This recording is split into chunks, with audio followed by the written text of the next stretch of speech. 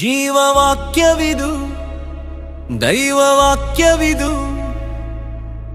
ದೇವರು ಬರೆಸಿದ ಗ್ರಂಥವಿದು,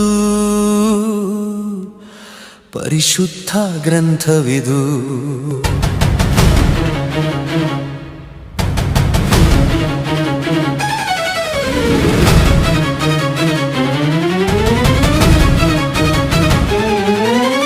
ಆದಿಕಾಂಡ, ವಿಮೋಚನ ಕಾಂಡ, ಯಾಜಕ ಕಾಂಡ, ಅರಣ್ಯ ಕಾಂಡ, ಧರ್ಮೋಪದೇಶ ಕಾಂಡ, ಹಳೆ ಒಡಂಬಡಿಕೆಯ ಪುಸ್ತಕಗಳು ಇವು. ಆ ದೇವರು ಬರೆಸಿದ ಗ್ರಂಥಗಳು ಇವು. ಜೀವವಾಕ್ಯವಿದು, ದೈವವಾಕ್ಯವಿದು, ದೇವರು ಬರೆಸಿದ ಗ್ರಂಥವಿದು, ಪರಿಶುದ್ಧ ಗ್ರಂಥವಿದು. ಜೀವವಾಕ್ಯವಿದು, ದೈವವಾಕ್ಯವಿದು,